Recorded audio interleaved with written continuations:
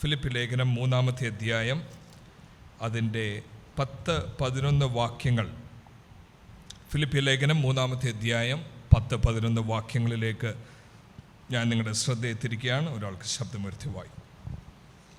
ഞാൻ ക്രിസ്തുവിനെ നേടേണ്ടതിനും ന്യായപ്രമാണത്തിൽ നിന്നുള്ള എൻ്റെ സ്വന്തം നീതിയല്ല, ക്രിസ്തുവിങ്കിലുള്ള വിശ്വാസം മൂലം ദൈവം വിശ്വസിക്കുന്നവർക്ക് നൽകുന്ന നീതി തന്നെ ലഭിച്ച് അവനിൽ ഇരിക്കേണ്ടതിനും അവൻ്റെ മരണത്തോട് അനുരൂപപ്പെട്ടിട്ട് അവനെയും അവൻ്റെ പുനരുദ്ധാനത്തിൻ്റെ ശക്തിയെയും അവൻ്റെ കഷ്ടാനുഭവങ്ങളുടെ കൂട്ടായ്മയും അനുഭവിച്ചറിയേണ്ടതിനും ഇങ്ങനെ വല്ല വിധേനയും മരിച്ചവരുടെ ഇടയിൽ നിന്നുള്ള പുനരുദ്ധാനം പ്രാപിക്കണമെന്നും വെച്ച് ഞാൻ അവൻ്റെ നിമിത്തം എല്ലാം ഉപേക്ഷിച്ച് ചവറ് എന്ന് എണ്ണുന്നു. പൗലോസിൻ്റെ ജീവിതത്തിൽ നിന്നും വളരെ ശക്തമായ ഒരു വാക്യങ്ങളാണ് നമ്മളിവിടെ വായിച്ചത്. ഇന്ന് രാത്രി ഇതിലൂടെ ദൈവം നമ്മളോട് സംസാരിക്കും എന്ന് ഞാൻ വിശ്വസിക്കുന്നു. ദൈവസന്നിധിയിൽ പ്രാർത്ഥിച്ചപ്പോൾ, ദൈവത്തിൻ്റെ സന്നിധിയിൽ ഏൽപ്പിച്ചു കൊടുത്തപ്പോൾ പ്രത്യേകമായി ഈ വേദഭാഗങ്ങൾ ദൈവൻ്റെ ഹൃദയത്തിൽ പ്രകാശിപ്പിക്കുകയും ഞാൻ വിശ്വസിക്കുന്നു ദൈവത്തിന് നമ്മളോട് ഈ അവസാന സെഷനിൽ, ഉപവാസ പ്രാർത്ഥനയുടെ അവസാന സെഷനിൽ ദൈവത്തിന് ഹൃദ്യമായി നമ്മളോട് സംസാരിക്കാനും നമ്മുടെ ഹൃദയത്തിൽ വലിയ മാറ്റങ്ങൾ ദൈവത്തിന് വരുത്തുവാനും ഉണ്ട്. ഈ ഫിലിപ്പിയ ലേഖനം ഒരു പ്രാവശ്യമെങ്കിലും വായിച്ചിട്ടുള്ളവർക്കറിയാം, ചില വാക്കുകൾ ഈ ലേഖനത്തിൽ ആവർത്തിച്ച് വരുന്നതായി നമ്മൾ കണ്ടിട്ടുണ്ട്. സന്തോഷിപ്പീൻ എന്നുള്ള വാക്ക് 1-ാം അധ്യായം മുതൽ 4-ാമത്തെ അധ്യായം വരെ സന്തോഷിപ്പീൻ എന്ന് ഞാൻ പിന്നെയും നിങ്ങളോട് പറയുന്നു. കർത്താവിൽ എപ്പോഴും സന്തോഷിപ്പീൻ, ഇടവിടാതെ സ്തോത്രം ചെയ്യുവീൻ. അങ്ങനെ ദൈവത്തിൻ്റെ വചനം ക്രമമായി പഠിക്കുന്ന പലരും കരുതിയിരിക്കുന്നത് ഫിലിപ്പിയ ലേഖനത്തിൻ്റെ പ്രത്യേകമായിട്ടുള്ള പ്രമേയം, പ്രധാന കാര്യം, ഫിലിപ്പിയ ലേഖനത്തിലൂടെ പൗലോസ് പറയാൻ ആഗ്രഹിക്കുന്ന ഏറ്റവും പ്രധാന ആശയം എന്നുള്ളത് ക്രിസ്തുവേശുവിലുള്ള സന്തോഷമാണെന്നാണ് പൊതുവെ കരുതപ്പെട്ടിരിക്കുന്നത്. അത് ശരിയാണ്. ദൈവത്തിലുള്ള സന്തോഷം, ക്രിസ്തുവിലുള്ള സന്തോഷം, ക്രിസ്തുവിലുള്ള സമാധാനം. എന്നാൽ അതിൻ്റെ ആ ഒരു പശ്ചാത്തലം മനസ്സിലാക്കുന്നത് വളരെ അത്യാവശ്യമാണ്. ഏത് സാഹചര്യത്തിലാണ് പൗലോസ് ഈ സന്തോഷത്തെക്കുറിച്ച് പറയുന്നത്, ആരോടാണ് ഈ സന്തോഷത്തെക്കുറിച്ച് പറയുന്നത് എന്നുള്ള ആ ഭാഗങ്ങൾ മനസ്സിലാക്കേണ്ടത് വളരെ ആവശ്യമാണ്. പൗലോസ് തൻ്റെ 2-ാമത്തെ മിഷണറി യാത്രയിലാണ് ഈ ഫിലിപ്പിയ പട്ടണത്തിൽ ചെല്ലുന്നത്. അവിടെ വളരെ അതിശയകരമായി സഭ സ്ഥാപിതമായി. അവിടെ നിങ്ങൾക്കറിയാം, അപ്പോസ്തല പ്രവൃത്തി വായിക്കുന്നത് കാരാഗ്രഹത്തിൻ്റെ അനുഭവം ഉണ്ടായി പൗലോസിന്. കാരാഗ്രഹത്തിലായി. അപ്പോഴാണ് അർദ്ധരാത്രിയിൽ അവർ ദൈവത്തെ ആരാധിക്കുകയും സ്തുതിക്കുകയും ചെയ്തപ്പോൾ ചങ്ങലകൾ പൊട്ടിയ അനുഭവം ഉണ്ടായത് ഈ പട്ടണത്തിലാണ്. പൗലോസ് അവിടെ നിന്നും യാത്രയായി, ദൈവസഭ അവിടെ ഉണ്ടായി എന്നുള്ളത് സത്യമാണ്. അവിടുന്ന് യാത്രയായ പൗലോസും ഇവരും തമ്മിൽ, ഈ വിശ്വാസികളും തമ്മിൽ ഒരു അഭേദ്യ ബന്ധമുണ്ടായിരുന്നു എന്നുള്ളത് 1-ാമത്തെ അധ്യായം അതിൻ്റെ 5-ാമത്തെ വാക്യത്തിൽ ഇപ്രകാരം കാണുന്നു: because of your partnership in the gospel from the first day until now. 5-ാമത്തെ വാക്യം ഒന്ന് വായിക്കാമോ? അവരുടെ കൂട്ടായ്മയെക്കുറിച്ച് പറയുന്ന ആ വാക്യം ഒന്ന് വായിക്കാമോ? 1-ാം നാൾ മുതൽ ഇതുവരെയും സുവിശേഷ ഘോഷണത്തിൽ നിങ്ങൾക്കുള്ള കൂട്ടായ്മ നിമിത്തം. അത് വളരെ ശ്രദ്ധിക്കണം. നിങ്ങൾക്കുള്ള കൂട്ടായ്മ എന്ന് പറയുമ്പോൾ കേവലം പ്രാർത്ഥനയുടെ കൂട്ടായ്മ മാത്രമല്ലായിരുന്നു. പൗലോസ് പലരിൽ നിന്നും സാമ്പത്തികമായി വാങ്ങിയില്ല, പ്രത്യേകിച്ച് കൊരിന്ത് സഭയിൽ നിന്ന് വാങ്ങിയില്ല. പൗലോസ് സാമ്പത്തികം സ്വീകരിച്ചിട്ടുള്ള അപൂർവം സ്ഥലങ്ങളിൽ ഒന്നാണ് ഈ ഫിലിപ്പിയ സഭ. അവരുടെ കൂട്ടായ്മ എന്ന് പറയുമ്പോൾ പൗലോസ് അവിടെ നിന്നും യാത്രയായിട്ടും പൗലോസുമായി ഒരു ബന്ധം അവർ സൂക്ഷിക്കുകയും തന്നെ സാമ്പത്തികമായി സഹായിക്കുകയും പ്രാർത്ഥിക്കുകയും ഒക്കെ ചെയ്തൊരു സഭയാണിത്. അങ്ങനെയാണ് അവർക്ക് മനസ്സിലായത്, നമ്മളെ യേശുവിങ്കലേക്ക് അടുപ്പിച്ച പൗലോസ് ഇപ്പോൾ കാരാഗ്രഹത്തിലാ എന്നുള്ള വാർത്ത അവർ കേട്ടു. വാർത്ത കേട്ടെന്ന് മാത്രമല്ല, അവർ തന്നെ ഡിസ്കറേജ്ഡ് ആയിട്ടിരിക്കുകയാണ്. പല പല പ്രതിസന്ധി നിമിത്തം വിശ്വാസ ജീവിതം എന്നുള്ളത് നമ്മൾക്കറിയാമല്ലോ. ഇപ്പോൾ മുമ്പേ നമ്മൾ കേട്ടതുപോലെ തന്നെയും സാഹചര്യങ്ങളെ നോക്കിയപ്പോൾ വിശ്വാസത്തിൽ വന്നവരുടെ വിശ്വാസം ഇളകത്തക്ക അനുഭവം ഉണ്ടായി.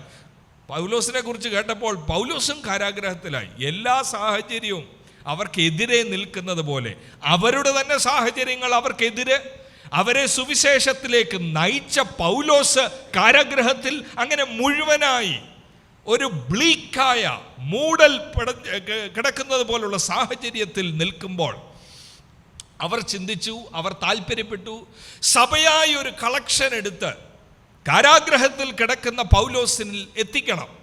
അപ്പം സഭയിൽ അവർ വിളംബരം ചെയ്തിട്ട് സഭയുടെ ഒരു റെപ്രസെൻറ്റേറ്റീവായ, അദ്ദേഹത്തിൻ്റെ പേര് എപ്പാഫ്രോഡിറ്റസ് എന്നാണ്, ഫിലിപ്പിയ പട്ടണക്കാരനായ സഭയിലെ അംഗമായ എപ്പാഫ്രോഡിറ്റസിൻ്റെ കയ്യിൽ അവർ സംഹരിച്ച പണം കാരാഗ്രഹത്തിൽ കിടക്കുന്ന പൗലോസിൻ്റെ കയ്യിൽ കൊടുക്കാൻ വിട്ടു. അവിടെ കൊടുത്തു കഴിഞ്ഞപ്പോൾ എപ്പാഫ്രോഡിറ്റസിൻ്റെ കയ്യിലൂടെ തിരിച്ചവർക്കൊരു നന്ദി എഴുതെഴുതുന്ന ലേഖനമാണിത്. എന്നാൽ ആ സാഹചര്യവും അവരുടെ നിരാശയും അവർക്കനുഭവിച്ച തണുപ്പൻ ക്രിസ്തീയ അനുഭവങ്ങളും ഈ ലേഖനത്തിൽ പരാമർശിച്ചിട്ടുണ്ട്. 1-ാം അധ്യായം അതിൻ്റെ 27-ാമത്തെ വാക്യം ഒന്ന് വായിക്കണം. അവരിലൂടെ പോകുന്ന ചിന്തകൾ, നിലവുകൾ, സാഹചര്യങ്ങൾ 27-ാമത്തെ വാക്യത്തിൽ പരാമർശിക്കപ്പെട്ടിട്ടുണ്ട്. വായിക്കാമോ 27-ാം വാക്യം? ഞാൻ നിങ്ങളെ വന്ന് കണ്ടിട്ടോ ദൂരത്തിരുന്ന് നിങ്ങളുടെ അവസ്ഥ കേട്ടിട്ടോ നിങ്ങൾ ഏകാത്മാവിൽ നിലനിന്ന് എതിരാളികളാൽ ഒന്നിലും കുലുങ്ങിപ്പോകാതെ. ഒന്ന് നോക്കിക്കേ, എതിരാളികളാൽ ഒന്നിലും കുലുങ്ങിപ്പോകാതെ എന്ന് പറയാൻ കാര്യം, എപ്പാഫ്രോഡിറ്റസ് കുറച്ച് സാമ്പത്തിക നന്മ മാത്രമല്ല കൊണ്ട് കൊടുത്തത്. എപ്പാഫ്രോഡിറ്റസ് ആത്മഭാരത്തോടെ പൗലോസിനോട് പറഞ്ഞു, പൗലോസേ, സഭയിൽ പൊതുവേ അനേകരുടെയും വിശ്വാസം ഇളകി നിൽക്കുകയാണ്. എതിരാളികളാൽ പലരുടെയും മനസ്സ് ക്ഷീണിച്ചിരിക്കുക. ആ 30-ാമത്തെ വാക്യം ഒന്ന് ശ്രദ്ധിച്ച്. 1-ന്റെ വാക്യം, 1-ന്റെ 30. നിങ്ങൾ എങ്കിൽ കണ്ടതും ഇപ്പോൾ എന്നെക്കുറിച്ച് കേൾക്കുന്നതുമായ അതേ പോരാട്ടം നിങ്ങൾക്കുമുണ്ടല്ലോ. ആഹാ, ശ്രദ്ധിച്ചോ, ഇത് മുഴുവൻ പ്രശ്നമാണ്. അവരെ യേശുവിങ്കലേക്ക് നയിച്ച പൗലോസ് പ്രശ്നത്തില, അവരും എതിരാളികൾ നിമിത്തം പ്രശ്നത്തില. മുഴുവൻ 2 സൈഡും പ്രശ്നമാണ്. അതല്ലേ 30-ാം വാക്യത്തിൽ നമ്മൾ കാണുന്നത്. Since you are going through the same struggle you so I had. നിങ്ങൾ പോകുന്ന വേദനയിലൂടെ ഇപ്പൊ ഞാനും പോവുക. നമ്മളെല്ലാം ഒരിടത്തൂടാ പോകുന്നതെന്നാ പൗലോസ് പറയുന്നത്. പ്രസംഗിക്കുന്ന ആളും കേട്ട വിശ്വാസിയും വിശ്വസിച്ചവരും എല്ലാം ഒരിടത്തായി. എല്ലാവർക്കും പ്രതിസന്ധി ഉണ്ടായി. എന്നാൽ ഇവിടുത്തെ ഒരു വ്യത്യാസം, പൗലോസ് പ്രതികരിച്ചതുപോലെ അല്ല അവർ പ്രതികരിച്ചത്. പൗലോസ് പ്രതികരിച്ചത് എങ്ങനെയാണെന്ന് ചോദിച്ചാൽ, ഈ ഓർപ്പിച്ചല്ലോ ആദ്യം തന്നെ ഈ ലേഖനത്തിൽ ആവർത്തിക്കുന്ന ഒരു വാക്യം 1-ാം അധ്യായം 4-ാം വാക്യത്തിൽ ആദ്യമായി നമ്മൾ അത് കാണുന്നു. In all my prayers for all of you I always pray with joy. ഞാൻ സന്തോഷത്തോടെയാണ് നിങ്ങൾക്ക് വേണ്ടി പ്രാർത്ഥിക്കുന്നത്. 1-ാം അധ്യായം തന്നെ 18-ാമത്തെ വാക്യത്തിൽ I will continue to rejoice. ഞാൻ പിന്നെയും സന്തോഷത്തോടിരിക്കും. നിങ്ങൾ പോകുന്ന സാഹചര്യത്തിലൂടെയാണ് ഞാനും പോകുന്നത്. പൗലോസ് പറയുക, ഞാൻ കാരാഗ്രഹത്തിൽ ഇരിക്കുന്നു, നിങ്ങൾ വൈരികളാൽ എതിർപ്പുകളാൽ ഭാരപ്പെട്ടിരിക്കുന്നു, പക്ഷേ എൻ്റെ പ്രതികരണം സന്തോഷമാണ്. കാരാഗ്രഹത്തിൽ ഇരിക്കുമ്പോൾ ഞാൻ സന്തോഷിക്കുന്നു. ഞാൻ I will continue to rejoice. അപ്പോഴാ പൗലോസ് പറയുന്നത്, ഇത് വാസ്തവത്തിൽ എഴുതാൻ കാര്യം, സന്തോഷം എന്ന് പറയുമ്പോൾ എന്താ അതിൻ്റെ ആശയമെന്ന് പറഞ്ഞാൽ, എനിക്കുള്ള സന്തോഷം നിങ്ങൾക്കും ഉണ്ടാകണം, അതിനുവേണ്ടി ഇത് എഴുതിയ എന്ന് പറഞ്ഞാൽ, ഇന്ന് രാത്രി നമുക്കെല്ലാവർക്കും ഈ ദിവ്യ സന്തോഷം ദൈവത്തിന് തരാൻ ആഗ്രഹമുണ്ടെന്ന് ദൈവത്തിൻ്റെ മുൻ നിർണയത്തിൽ എഴുതി ഈ വചനങ്ങൾ നമുക്ക് നൽകിയിരിക്കുന്നത്. ഈ സാഹചര്യം വഴിയായി കടന്നു പോകുന്നവർ ഈ ഉപവാസ പ്രാർത്ഥനയിൽ ഇന്നിവിടെ ഇരിപ്പുണ്ട്. നമ്മൾക്ക് വേണ്ടിയൂടെയുള്ള ദൈവത്തിൻ്റെ വചനമാണ്. പൗലോസ് ആവർത്തിച്ച് പറയുന്നത് നോക്കിയേ, 2-ന്റെ 18-ാമത്തെ വാക്യം നോക്കിയേ. പൗലോസിന്റെ പ്രതികരണം അവർക്ക് വേണമെന്ന് പൗലോസ് ആഗ്രഹിക്കുന്നു. 2-ന്റെ 18-ാമത്തെ വാക്യം നോക്കാമോ? അങ്ങനെ തന്നെ നിങ്ങളും സന്തോഷിപ്പീൻ. അങ്ങനെ തന്നെ നിങ്ങളും സന്തോഷിപ്പീൻ. ഞാൻ സന്തോഷിക്കുന്നത് പോലെ നിങ്ങളും സന്തോഷിക്കണം. പക്ഷെ നിങ്ങൾക്ക് ആ സന്തോഷം ഇല്ലെന്ന് പൗലോസ് പറയുന്നു. നിങ്ങൾക്ക് നിരാശയാ, നിങ്ങൾ ഇളകിപ്പോകുന്നു. പക്ഷെ ഞാനും കാരാഗ്രഹത്തില, ഞാൻ സന്തോഷിക്കുന്നു. എന്നെ പോലെ നിങ്ങളും സന്തോഷിക്കണം. അതിനുള്ള സീക്രട്ടാണ് 3-ാം അധ്യായത്തിൽ കുറിവാക്യമായി നമ്മൾ വായിച്ച 3:10-11, അതിലേക്ക് ഞാൻ വരാം. 3-ാം അധ്യായം 1-ാം വാക്യം കൂടെ നോക്കാമോ? 3-ാം അധ്യായം 1-ാം വാക്യം. ഒടുവിൽ എൻ്റെ സഹോദരന്മാരെ കർത്താവിൽ സന്തോഷിപ്പീൻ. കണ്ടോ, ഇപ്പൊ തന്റെ സന്തോഷം അവരോട് പറയുക, ഞാൻ സന്തോഷിക്കുന്നത് പോലെ. 1-ാം അധ്യായം 4-ാം വാക്യത്തിൽ ഞാൻ സന്തോഷത്തോടെ പ്രാർത്ഥിക്കുന്നു. 1-ാം അധ്യായം 18-ാം വാക്യത്തിൽ ഞാൻ സന്തോഷിക്കുന്നു. ഈ എൻ്റെ സന്തോഷം, പ്രിയമുള്ളവരെ, നിങ്ങളും ആ സന്തോഷം പ്രാപിക്കണം എന്ന് വെച്ച് എഴുതിയ ലേഖനമാണിത്. അപ്പോൾ ഒരു കാര്യം മനസ്സിലാക്കണം. ആരോ പറഞ്ഞ പോലെ, the happiest man in the Roman empire is in prison. എവിടെ നിന്നോണ്ടാണ് എഴുതുന്നത്? സഹോദരന്മാരെ, സഹോദരിമാരെ, നിങ്ങൾ സന്തോഷിക്കണം. നിങ്ങൾ ഞാൻ സന്തോഷിക്കുന്ന പോലെ സന്തോഷിക്കണം. എവിടെ നിന്നോണ്ടാ? വീട് തടങ്കലിൽ കഴിയുന്നതിൻ്റെ നടുക്ക് നിന്നുകൊണ്ട് എഴുതുകയാണ് സന്തോഷിക്കണം. അപ്പോൾ ക്രിസ്തീയ സന്തോഷം എന്നുള്ളത് സാഹചര്യങ്ങളെ അടിസ്ഥാനമാക്കിയുള്ളതേ അല്ല. ക്രിസ്തീയ സന്തോഷം എന്നുള്ളത് സാഹചര്യങ്ങളിൽ അടിസ്ഥാനമായി നിൽക്കുന്നതല്ല. ക്രിസ്തീയ സന്തോഷം ഇരിക്കുന്നത് ഒരുവൻ എൻ്റെ ഉള്ളിൽ വസിക്കുവാൻ വന്നു എന്നുള്ള അറിവിനാൽ വെളിയിലേക്ക് വരുന്ന ഒരു അനുഭവമാണ് സന്തോഷം. അതുകൊണ്ടാണ് പറയുന്നത് കർത്താവിൽ സന്തോഷിപ്പീൻ. സാഹചര്യങ്ങളിലല്ല, കർത്താവിൽ സന്തോഷിപ്പീൻ.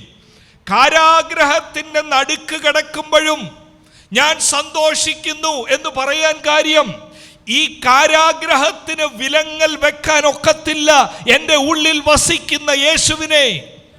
നിങ്ങൾ തിരിച്ചറിഞ്ഞിട്ടുണ്ടോ? ഏത് സാഹചര്യത്തിലും ഇറങ്ങി വരുവാൻ ശക്തനായ യേശുവിൻ്റെ ഹൃദയത്തിൽ വസിക്കുന്നുണ്ടെങ്കിൽ, രോഗമാകട്ടെ, നിന്ദയാകട്ടെ, പീഡനമാകട്ടെ, ഉപദ്രവമാകട്ടെ, അതിൻ്റെ നടുവിലും മഹത്വത്തിൻ്റെ പ്രത്യാശയായി ക്രിസ്തു എൻ്റെ അകത്തിരിക്കുന്നു എന്നുള്ള വെളിപ്പാടാണ് എനിക്ക് സന്തോഷം തരണ്ടേ, വേറെ ഒന്നുമല്ല. പക്ഷെ നമ്മളും പലപ്പോഴും ലോകക്കാരെ പോലെ കുറച്ച് പൈസ ഒരുമിച്ച് കാണുമ്പോൾ ഒരു വലിയ സന്തോഷമാണ്. അല്ലെങ്കിൽ ഭൗതികമായ എന്തെങ്കിലും ഒരു കാര്യം നടക്കുമ്പോൾ സന്തോഷം. ഭൗതികമായ ഏതെങ്കിലും ഒരു കാര്യത്തിൽ അഫക്റ്റഡ് ആകുമ്പോൾ അന്നത്തെ ഞായറാഴ്ചയോ യോഗത്തിനോ വന്ന് വളരെ മൗനമായി മ്ലാനമായി സന്തോഷിക്കാൻ ഒക്കാത്ത പോലെ, എന്നാലും ദൈവം ഇങ്ങനെയൊക്കെ ചെയ്തല്ലോ എൻ്റെ ജീവിതത്തിൽ എന്നുള്ള ചോദ്യചിഹ്നങ്ങളോട് ഇരിക്കുന്ന അവസ്ഥകൾ കാണുന്നു. ഈ സന്തോഷിക്കാനുള്ള ആർജവം, സന്തോഷിക്കാനുള്ള ഈ ഉത്തേജനം, സന്തോഷിക്കാനുള്ള ഈ വെളിപ്പാട് പൗലോസിന് കിട്ടിയത് എവിടുന്നാ? ഇതൊരു വെളിപ്പാടാണ്. അക്ഷരിക കണ്ണുകൾ കൊണ്ട് കണ്ടാൽ റോമാ കാരാഗ്രഹത്തിൽ ഇരുന്നുകൊണ്ട് സന്തോഷിക്കാനൊന്നും ആർക്കും തോന്നത്തില്ല. അവിടെയാണ് 3-ാം അധ്യായം 10-11 വാക്യങ്ങളിലേക്ക് എനിക്ക് നിങ്ങളുടെ ശ്രദ്ധയെ കൊണ്ടുവരാൻ ആഗ്രഹം. അവിടെ പ്രധാനമായിട്ടും പൗലോസ് പറയുന്നത്, I want to know Christ. എനിക്ക് കർത്താവിനെ അറിയണം. എനിക്കവനെ അറിയണമെന്നുള്ള ആ വാക്കിൻ്റെ അർത്ഥം എനിക്കവനെ അനുഭവിക്കണമെന്നാണ് അതിൻ്റെ അർത്ഥം. I want to experience Jesus. അറിവല്ല, അറിവുണ്ട്. പൗലോസിന് അറിവുണ്ട്, ധാരാളം അറിവുണ്ട്. പ്രത്യേകിച്ച് ദമസ്കോസിൻ്റെ ആ അനുഭവമൊക്കെ കഴിഞ്ഞിട്ട് അറേബ്യയിൽ പോയപ്പോൾ, പിന്നീട് യെരുശലേമിൽ വന്നപ്പോൾ, പിന്നീട് ടാർസസിൽ പോയപ്പോൾ പഴയ നിയമത്തിലെ ഭാഗങ്ങൾ അതെങ്ങനെ യേശു ക്രിസ്തുവിൻ്റെ നിഴലിൽ വ്യാഖ്യാനിക്കണമെന്നൊക്കെ ഒരുപാട് അറിവുണ്ട്. പഴയ നിയമത്തിൽ യഹൂദന്മാർ ഉരുവിട്ട പ്രാർത്ഥന, hear O Israel, the Lord our God is one. ഏക ദൈവം, ആ ഏക ദൈവത്തിനകത്ത് ഇപ്പോൾ യേശുവിനെ എങ്ങനെ കാണണം, ഇതൊക്കെ അറിവുണ്ട്.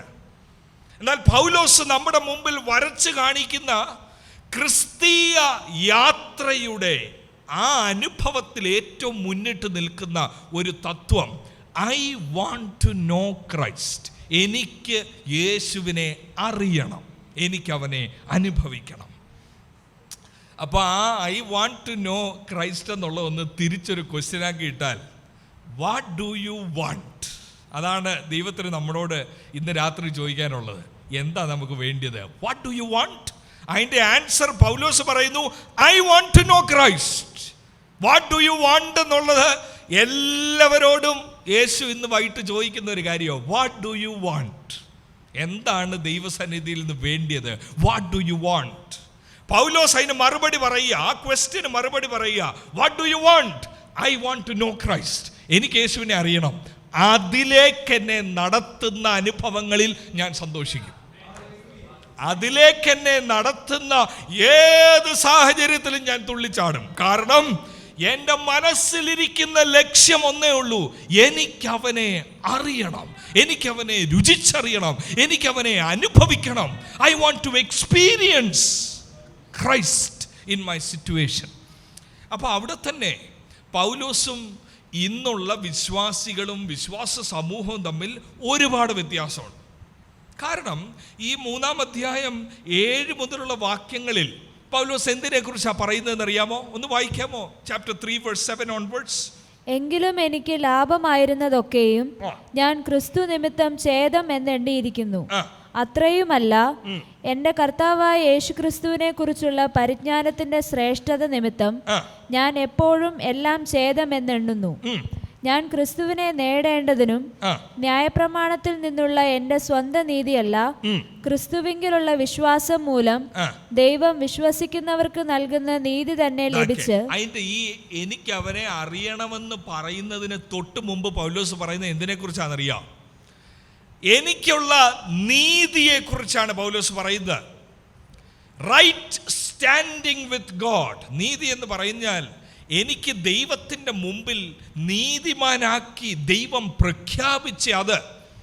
പൗലോസ് പറയുന്നു, എൻ്റെ പൂർവ്വ ജീവിതത്തിൽ ആ നീതി ഞാൻ മനസ്സിലാക്കിയത്, ആ നീതിയിലേക്ക് ഞാൻ വന്നത് എൻ്റെ തന്നെ ബലത്തിലാണ്. സ്വയനീതി.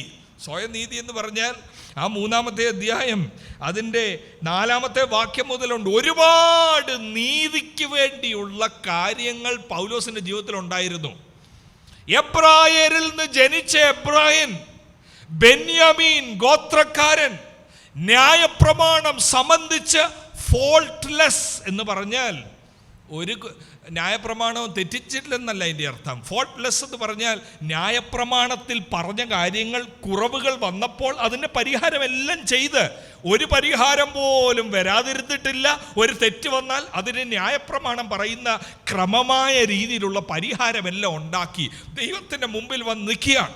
എബ്രായനായ ഫരിസിയായ ബെന്യാമീൻ ഗോത്രക്കാരനായ 8-ാം നാളിൽ പരിച്ഛേദനയേറ്റ ദൈവത്തിൻ്റെ മുമ്പിൽ എനിക്ക് നിൽക്കാമെന്നുള്ള സ്വയനീതിയെ പൗലോസ് ദമസ്കോസിൽ വെച്ചുള്ള ആ സൂര്യപ്രകാശത്തെ വലുത പ്രകാശം കഴിഞ്ഞ് യേശുവിൻ്റെ വെളിപ്പാട് കിട്ടിയപ്പോൾ പൗലോസ് പറയുക, എനിക്കിപ്പോൾ സ്വയനീതി അല്ല ഉള്ളത്, വിശ്വാസത്താലുള്ള നീതി. എന്നെ രക്ഷിക്കപ്പെടുത്തിയ ഞാൻ ദൈവത്തിൻ്റെ മുമ്പിൽ നിൽക്കാൻ എനിക്ക് തന്നെ യോഗ്യത ഇല്ലാതിരിക്കെ എൻ്റെ കുടുംബത്തിനോ പാരമ്പര്യത്തിനോ ഞാൻ ചെയ്തു കൂട്ടിയതിനോ ന്യായപ്രമാണത്തിൽ അനുസരിച്ചതിനോ ഒന്നും എന്നെ നിർത്താൻ അതിനുള്ള ശക്തി ഇല്ലാതിരിക്കെ വിശ്വാസത്താൽ നീതീകരണം പ്രാപിച്ച് നിൽക്കുക. അതാ പറയുന്നേ. ഇന്നുള്ള ആൾക്കാർക്കെല്ലാം അത്രയും മതി. ഇന്നുള്ള വിശ്വാസികൾക്കെല്ലാം അത്രയും മതി. അവിടെ വെച്ച് നിൽക്കും. 3:9 ആത്മീയ ജീവിതം നിൽക്കും. വിശ്വാസത്താൽ നീതീകരണം കിട്ടിയാൽ മതി.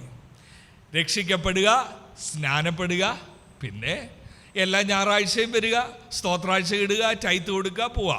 ഞാൻ നീതീകരിക്കപ്പെട്ടു, ഞാൻ സ്വർഗത്തിലേക്ക് പോവുക. പക്ഷെ പൗലോസ് പറയുക, അങ്ങനെ ക്രിസ്തീയ ജീവിതം എടുത്താൽ വലിയ നിരാശ വരും. ദൈവത്തെ ഒരു രക്ഷകനായി മാത്രം അറിയാനല്ല ക്രിസ്തീയ ജീവിതത്തിന്റെ വിളി. ദൈവത്തെ ഒരു രക്ഷകനായി, നീതീകരിച്ച രക്ഷകനായി അറിയാൻ വേണ്ടി മാത്രമല്ല ഞാൻ ഇറങ്ങിയതെന്നാണ് പൗലോസ് പറയുന്നത്. എനിക്കവനെ അറിയണം. ക്രിസ്തീയ ജീവിതം എന്നുള്ളത് ദൈവത്തെ സേവ്യറായി അറിഞ്ഞു നിൽക്കുന്നതല്ല. There is continuation. 3:9 ഇന്നത്തെ സാധാരണഗതിയിലുള്ള വിശ്വാസികൾ നിൽക്കും. നീതി വേണം, സ്വയനീതി ഒന്നും വേണ്ട. അതിനാണ് രക്ഷിക്കപ്പെടുന്നത്, അതിനാണ് സ്നാനപ്പെടുന്നത്, അതോടെ നിൽക്കും. പിന്നെ വേണ്ടിയത് നമ്മുടെയൊക്കെ സങ്കല്പത്തിൽ ഇരിക്കുന്നത്, ഈ രക്ഷിക്കുന്ന ദൈവം എനിക്ക് അത്ഭുതങ്ങൾ ചെയ്യണം, എനിക്ക് വീര്യപ്രവൃത്തി ചെയ്യണം, എന്നെ സുരക്ഷിതമായി ആ ബയൂല തീരത്തിൽ കൊണ്ടെത്തിക്കണം. ഇത്രയേ ഉള്ളൂ. നമ്മുടെ ജീവിതത്തിൽ എവിടെയോ നമ്മൾ വിട്ടുപോയ 2 വാക്യങ്ങളാണ് 3:10-11. എനിക്കവനെ അറിയണം. ഈ ഉപവാസ പ്രാർത്ഥനയുടെ അവസാന സെഷനിൽ സാഹചര്യങ്ങളെ ഒന്നും ചിലപ്പോൾ മാറ്റത്തില്ലായിരിക്കാം, പക്ഷേ ഈ വാക്യത്തിൻ്റെ അകത്തടങ്ങിയിരിക്കുന്ന ബലമൊന്ന് തിരിച്ചറിഞ്ഞാൽ, നമ്മൾ ഇറങ്ങി തിരിച്ചത് സുരക്ഷിതമായ ഒരു യാത്രയ്ക്ക് വേണ്ടിയല്ല. രക്ഷകനാണ് ശരിയാ, പക്ഷെ നമ്മൾ ഇറങ്ങിയത് അവനെ രുചിച്ചറിയാനാ. രക്ഷകനായി മാത്രം രുചിച്ചറിയാനല്ല. ഒരു ഹോളിനകത്ത് നിന്നുകൊണ്ട് നീ എൻ്റെ രക്ഷകൻ എന്ന് പറഞ്ഞ് നാളെ സ്വർഗത്തിൽ പോകാൻ വേണ്ടിയല്ല. ഒരു ക്രിസ്തീയ ജീവിതമുണ്ട് ഇവിടെ, ഒരു ഓട്ടമുണ്ട് ഇവിടെ. ഓട്ടത്തിന് വേണ്ടി എന്നെ യോഗ്യനാക്കിയെന്ന് പറഞ്ഞ് എല്ലാ ഞായറാഴ്ചയും വന്ന് സ്തുതിക്കാൻ മാത്രമല്ല, ഓട്ടത്തിന് വേണ്ടി യോഗ്യനാക്കുന്നതാ നീതീകരണം. നമുക്ക് ഓടാൻ യോഗ്യത ഇല്ലാതിരിക്കെ, അതിനുള്ള ഫിസിക്കൽ എക്സസൈസോ ഫിസിക്കൽ ഫിറ്റ്നസ്സോ ന്യായപ്രമാണം സംബന്ധിച്ചില്ലാതിരിക്കെ you are eligible to run. അതാണ് നീതീകരണം. You can run this race. പക്ഷെ അവിടെ ഇന്നോണ്ട് നമ്മൾ സ്തോത്രം പറയുക, സ്റ്റാർട്ടിംഗ് പോയിന്റ് ഇന്നോണ്ട് എല്ലാ ഞായറാഴ്ചയും സ്തോത്രം, ദൈവം എന്നെ രക്ഷിച്ചിരിക്കുക, ദൈവം എന്നെ രക്ഷിച്ചിരിക്കുക, ഞാൻ നീതിമാനാ. ഇല്ല, ക്രിസ്തീയ ജീവിതം എന്നുള്ളത് എനിക്ക് അവനെ അറിയണം. എനിക്കൊരു ഓട്ടമുണ്ട്, എനിക്കവനെ അറിയണം. അനുദിനം എനിക്കവനെ അറിയണം, എനിക്കവനെ രുചിച്ചറിയണം. അങ്ങനെ ഒരു ആഗ്രഹം, അങ്ങനെ ഒരു വാഞ്ച നിങ്ങളുടെ എല്ലാവരുടെയും ഹൃദയത്തിൽ ഉണ്ടോ? അങ്ങനെ ഒരു വാഞ്ചയില്ലെങ്കിൽ ക്രിസ്തീയ ജീവിതം ഭയങ്കര നിരാശയായി തീരും. കാരണം രക്ഷിക്കപ്പെടുത്തി അടുത്ത ദിവസം സ്വർഗത്തിൽ കൊണ്ടുപോകല്ല. ദൈവത്തിൻ്റെ മനസ്സിലിരിക്കുന്ന സ്വപ്നം, അവൻ എന്നെ രുചിച്ചറിയാൻ ഞാൻ അവസരങ്ങൾ ഉണ്ടാക്കി കൊടുക്കും. നമ്മൾ പാടുമ്പോൾ പാടും, രുചിച്ച് നോക്കി ഞാൻ കർത്തൻ കൃപകളെ. പക്ഷേ രുചിക്കണമെങ്കിൽ ഇത് നമ്മുടെ ജീവിതത്തിൻ്റെ സ്ലോഗൻ ആയിരിക്കണം. I want to know him, I want to know Christ, I want to know Christ. ഇവിടെ ഫിലിപ്പി ലേഖനത്തിൽ നമ്മൾ കാണാതെ പോകരുത്. ഏത് ക്രിസ്തുവിനെയാ പൗലോസ് എനിക്കവനെ അറിയണമെന്ന് പറഞ്ഞ ക്രിസ്തു ആരാ? എനിക്കവനെ അറിയണമെന്ന് പറഞ്ഞ ക്രിസ്തു ഗലീലയിൽ നടന്ന് ബഥനിയിൽ ലാസറിന്റെ വീട്ടിൽ പോയി, ലാസറേ പുറത്തു വരിക എന്ന് പറഞ്ഞ യേശുവിനെ മാത്രമാണോ? എരിഖോവിൽ ഇരുന്ന് കരഞ്ഞ കുരുടൻ, ദാവീദ് പുത്ര എന്നോട് കരുണ തോന്നണമേ, പൗലോസ് പറയും എനിക്കവനെ അറിയണം. ആ യേശുവിനെ മാത്രമാണോ? കുരുടന് കാഴ്ച കൊടുത്ത യേശു, മരിച്ചവനെ ഉയർപ്പിച്ച യേശു, 38 സംവത്സരമായി കുളക്കരയിൽ ഇരുന്ന മനുഷ്യനെ എഴുന്നേൽപ്പിച്ച യേശു, ആ യേശുവിനെ മാത്രം അറിയാനാണെങ്കിൽ ഒരു വശമായി പോയി. സൈക്കിൾ ബാലൻസ് ഇല്ലാതെ ഒരു വശം. ഈ ഫിലിപ്പിയ ലേഖനത്തിൻ്റെ പശ്ചാത്തലത്തിൽ ഏത് യേശുവിനെയാ പൗലോസ് പറഞ്ഞ എനിക്കവനെ അറിയണം? ഏത് യേശുവാണെന്ന് അറിയാമോ? 2-ാം അധ്യായത്തിൽ പറഞ്ഞിരിക്കുന്നു. 2-ാം അധ്യായം 5-ാം വാക്യത്തിൽ പറഞ്ഞിരിക്കുന്നു, ക്രിസ്തുവേശുവിൻ്റെ മനോഭാവം തന്നെ നിങ്ങളിലും ഉണ്ടായിരിക്കട്ടെ. എങ്ങനെയുള്ള മനോഭാവം? ദൈവമായിരിക്കെ ദൈവത്തോടുള്ള സമത്വം മുറുകെ പിടിച്ചുകൊള്ളണമെന്ന് വിചാരിക്കാതെ ദാസരൂപമെടുത്ത് തന്നെത്താൻ താഴ്ത്തി വേഷത്തിൽ മനുഷ്യനായി തീർന്ന് അനുസരണത്തോടെ ക്രൂശ് വരെയും അനുസരണമുള്ളവനായി തീർന്ന ആ യേശുവിനെ എനിക്ക് അറിയണം. സ്വർഗത്തിൽ നിറങ്ങി വന്ന് ദൈവപുത്രനായി നടന്ന അത്ഭുതങ്ങൾ ചെയ്ത യേശുവിനെ മാത്രമല്ല അറിയേണ്ടത്, ഇഹലോക മഹിമകളെ വിട്ട് താണ ലോകത്തിൽ ഇറങ്ങി വന്ന് തലചായ്പാൻ ഇടമില്ലാതെ റോമാക്കാരുടെ നിയമത്തിൽ ഉണ്ടായിരുന്ന ഏറ്റവും വേഴ്സ് ക്രിമിനൽസിനെ ക്രൂശിതലാക്കുന്ന ആ അനുഭവത്തിൽ ദൈവത്തിന്റെ പുത്രൻ നഗ്നനായി കിടന്ന് എന്റെ ദൈവമേ, എന്റെ ദൈവമേ, നീ എന്നെ കൈവിട്ടത് എന്ത് എന്ന് അലറി വിളിച്ച യേശുവിനെ എനിക്കറിയണം. ആഗ്രഹമുണ്ടോ നിങ്ങൾക്ക്? Not only a triumphalistic Jesus, but a suffering Jesus. സഹനത്തിന്റെ പ്രതീകമായ യേശു, ത്യാഗത്തിന്റെ പ്രതീകമായ യേശു, മനുഷ്യരെ രക്ഷിക്കാൻ അവരിൽ ഒരുവനായ യേശു, തന്നെ ആക്രമിച്ചവരെ, ഉപദ്രവിച്ചവരെ, നിന്ദിച്ചവരെ, പിതാവേ ഇവർ ചെയ്തത് എന്തെന്നറിയായികയാൽ ഇവരോട് ക്ഷമിക്കണമേ എന്ന് കരഞ്ഞ യേശുവിനെ എനിക്കറിയണം. അതറിയണമെങ്കിൽ സമർത്ഥിയിൽ അതറിയാനൊക്കത്തില്ല. ആ യേശുവിനെ അറിയുന്നതാണ് ക്രിസ്തീയ ജീവിതത്തിന്റെ മാഹാത്മ്യം. The secret of Christian life is knowing that suffering servant who died on the cross. ക്രൂശിൽ മരിച്ച ത്യാഗനിർഭരമായ ജീവിതം നയിച്ച് മറ്റുള്ളവർക്ക് വേണ്ടി തന്നെത്താൻ ഏൽപ്പിച്ചു കൊടുത്ത യേശുവിനെ അറിയുന്നതാ ക്രിസ്തീയ ജീവിതത്തിന്റെ മാഹാത്മ്യം. ആ യേശുവിനെ അറിയുവാനാ ദൈവം നമ്മളെ വിളിച്ചത്. ഈ അറിയുക എന്നുള്ളത് രക്ഷ വേറെയൊന്നും, അറിയുക എന്നുള്ളത് സൗകര്യം ഉണ്ടെങ്കിൽ ചെയ്യുക എന്നുള്ളതും അങ്ങനെ ഒരു കാര്യമല്ല. യോഹന്നാന്റെ സുവിശേഷം 17:3 വേണമെങ്കിലൊന്ന് വായിച്ചേ. പല പ്രാവശ്യം നമ്മൾ ചിന്തിച്ചിട്ടുള്ള ഭാഗമാണ്, എന്നാലും വായിച്ചേ 17:3 വാക്യം. ഏകസത്യ ദൈവമായ നിന്നെയും നീ അയച്ചിരിക്കുന്ന യേശുക്രിസ്തുവിനെയും അറിയുന്നത് തന്നെ നിത്യജീവനാകുന്നു. ആ വാക്ക് എനിക്കവനെ അറിയണമെന്ന് ഇവിടെ പറഞ്ഞ വാക്കാണിത്. ഏക സത്യമായ നിന്നെയും നീ അയച്ച ദാസനായ യേശുവിനെ അറിയുന്നതാ നിത്യജീവൻ. അപ്പൊ നീതീകരിക്കപ്പെട്ടതുകൊണ്ട് ആ ഒരു ഒറ്റ നിമിഷം കൊണ്ട് എല്ലാം കഴിഞ്ഞു, ഇനി ഞാൻ സ്വർഗത്തിൽ പോവാന്ന് പറയാനൊക്കത്തില്ല. Knowing Christ is indispensable. ഇതൊരു ഓപ്ഷൻ ഇല്ല. എനിക്കവനെ അറിയണമെന്ന് നമ്മളെല്ലാവരും പറഞ്ഞില്ലേലും കുഴപ്പമില്ല, എല്ലാവരും വാഗൊണ്ട് പറയേണ്ടതാ എനിക്കവനെ അറിയണം. കാരണം യേശുവിനെ അറിയുന്നതാണ് നിത്യജീവൻ എന്ന് യോഹന്നാൻ എഴുതി വച്ചിരിക്കുക. അവനെ അറിയുന്നത്, അവൻ്റെ മിഷൻ അറിയുന്നത്, അവൻ ആരാണെന്നറിയുന്നത്, ദൈവമായി യേശുവിനെ തിരിച്ചറിയുന്നത്. ദൈവമായി തിരിച്ചറിയാന്ന് പറയുമ്പോൾ ദൈവത്തിൻ്റെ അത്ഭുത പ്രവർത്തികളെ മാത്രമല്ല, the mission of God, identity of God തിരിച്ചറിയുന്നത്. 4 കാര്യങ്ങൾ പൗലോസ് പറയുന്നുണ്ട്. എനിക്കവനെ അറിയണം എന്ന് പറഞ്ഞിട്ട് ഒന്നാമത് പറയുന്നത് yes to know the power of his resurrection. എന്താ അറിയേണ്ടത്? യേശുവിനെ അറിയണമെന്ന് പറയുമ്പോൾ ഒന്നാമത് അറിയുന്ന കൂട്ടത്തിൽ എഴുതുന്നത് I want to know the power of his resurrection. അവൻ്റെ പുനരുത്ഥാനത്തിൻ്റെ ശക്തി എനിക്കറിയണം. യേശുവിനെ അറിയുക എന്ന് പറഞ്ഞാൽ എന്താ? യേശുവിനെ അറിയുക എന്ന് പറഞ്ഞാൽ ബൈബിൾ ക്ലാസ്സിന് എഴുതി വെക്കുന്നത് മാത്രമല്ല, ആ അറിവ് അത്യാവശ്യമാണ്, അല്ലെങ്കിൽ വഞ്ചിക്കപ്പെട്ടു പോകും. തിരുവഴുത്തുകളെയും ദൈവശക്തിയെയും അറിയാകിയാൽ നിങ്ങൾ തെറ്റിപ്പോകുന്നു. ആ എഴുതി വെക്കുന്നത് അത്യാവശ്യമാണ്, പ്രത്യേകിച്ച് ഈ കാലഘട്ടത്തിൽ. എന്നാൽ അതുകൊണ്ട് മാത്രം നടക്കത്തില്ല ഇത്. ഇവിടെ പൗലോസ് പറയുന്നു ആ പുനരുത്ഥാനത്തിന്റെ ശക്തി എനിക്കറിയണം എന്ന് പറഞ്ഞാൽ എന്താ? എന്തുകൊണ്ടാ പുനരുത്ഥാനം എന്ന് അവിടെ പറയാൻ കാര്യം? 2 രീതിയിൽ അതിനെ കാണാം.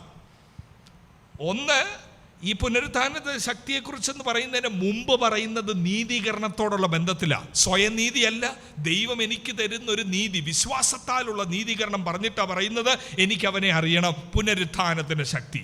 അപ്പോൾ നീതീകരണവും പുനരുത്ഥാനത്തിൻ്റെ ശക്തിയും തമ്മിൽ ബന്ധമുണ്ട്. റോമാലേഖനം ഒന്ന് നോക്കിയേ, 4-ാമത്തെ അധ്യായം എൻ്റെ 34-ാമത്തെ വാക്യം ഒന്ന് വായിക്കാമോ? റോമൻസ് ചാപ്റ്റർ 4 വേഴ്സ് 25, 25-ാമത്തെ വാക്യം. റോമാലേഖനം 4:25 വാക്യം വായിക്കാമോ? നമ്മുടെ അതിക്രമങ്ങൾ നിമിത്തം മരണത്തിന് ഏൽപ്പിച്ചും നമ്മുടെ നീതീകരണത്തിനായി ഉയർപ്പിച്ചുമിരിക്കുന്ന നമ്മുടെ കർത്താവായ യേശുവിനെ മരിച്ചവരിൽ നിന്ന് ഉയർപ്പിച്ചവനിൽ വിശ്വസിക്കുന്ന നമുക്കും കണക്കിടുവാനുള്ളതാകയാൽ തന്നെ. അവിടെ നീതീകരണത്തെ കുറിച്ചാണ് പറയുന്നത്. തൻ്റെ നീതി നമ്മൾക്ക് വേണ്ടി കണക്കിടുന്നു. ഉയർത്തെഴുന്നേൽക്കപ്പെട്ട യേശു, ദ റിസറക്റ്റഡ് ജീസസ്. ഇതുമായിട്ട് എഫേസ്യ ലേഖനത്തിലും ബന്ധമുണ്ട്. നിങ്ങൾ വായിച്ചിട്ടുണ്ടായിരിക്കുമല്ലോ. എഫേസ്യ ലേഖനം 2-ാം അധ്യായം 5-6 വാക്യങ്ങളിലൊക്കെ നമ്മൾ വായിക്കുന്നത് പാപത്തിലും അതിക്രമങ്ങളിലും മരിച്ചവരായ നമ്മളെയും അവൻ ഉയർപ്പിച്ചു.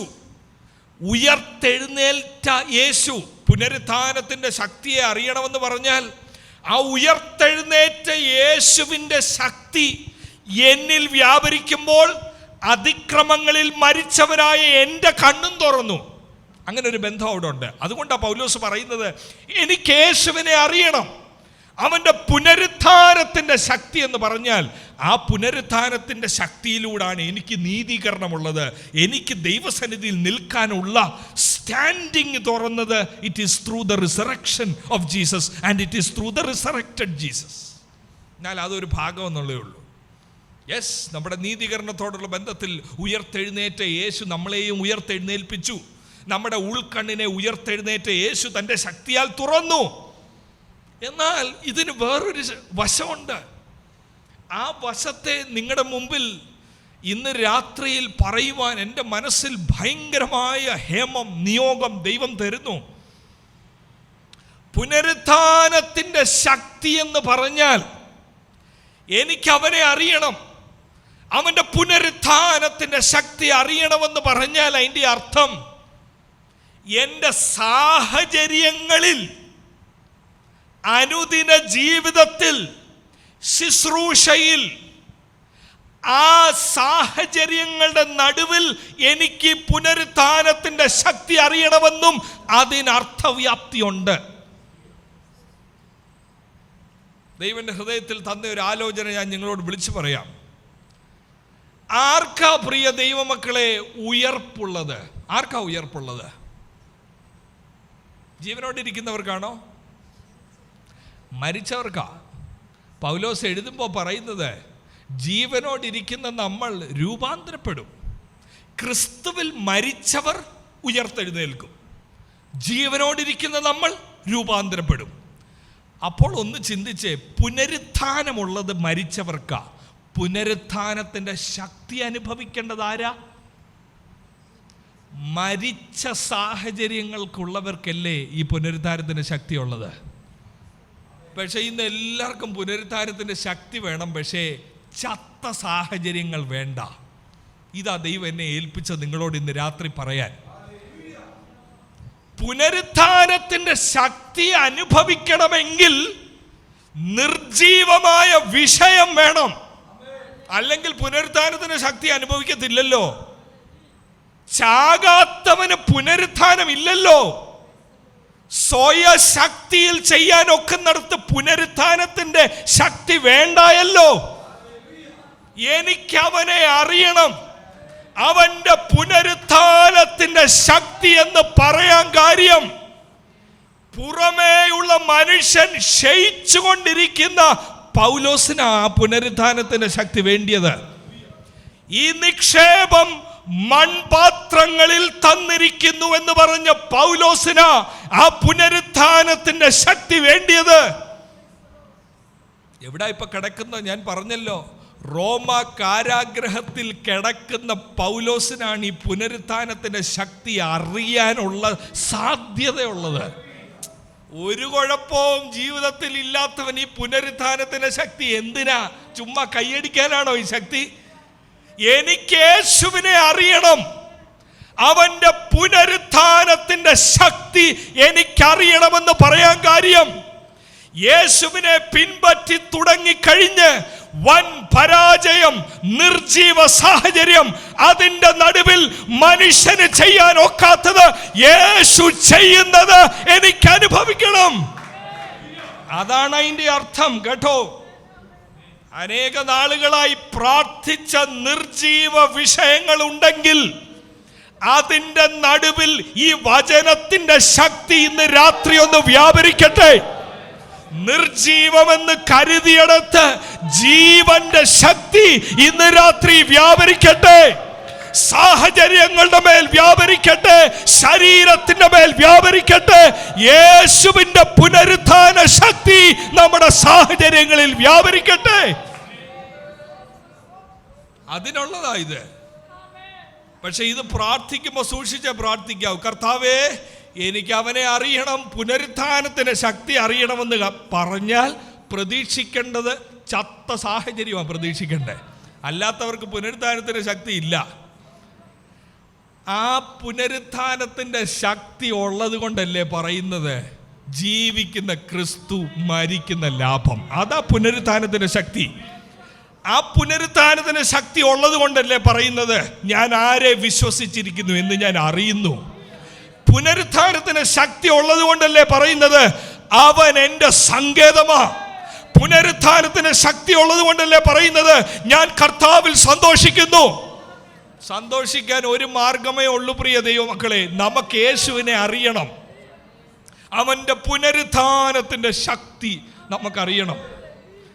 പക്ഷെ പുനരുത്ഥാനത്തിന്റെ ശക്തി അറിയണമെങ്കിൽ അവന്റെ മരണത്തിൽ നമ്മൾ പങ്കാളികളാകണം. അവിടാണ് രണ്ടാമതാ ലിസ്റ്റിൽ കിടക്കുന്ന എന്താണെന്നറിയാമോ? എനിക്ക് അവനെ അറിയണം. I want to know Christ. Yes, to know the power of his resurrection.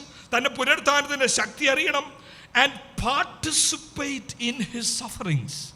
അവന്റെ മലയാളത്തിൽ ഒന്ന് വായിക്കാമോ അത്? അവന്റെ മരണത്തോട് അനുരൂപപ്പെട്ടിട്ട്, ഒന്ന് നോയിക്കേ, അനുരൂപപ്പെട്ടിട്ട് അവനെയും അവന്റെ പുനരുദ്ധാനത്തിന്റെ ശക്തിയെയും അവന്റെ കഷ്ടാനുഭവങ്ങളുടെ കൂട്ടായ്മയും. ആർക്കാ പുനരുത്ഥാനത്തിന്റെ ശക്തി?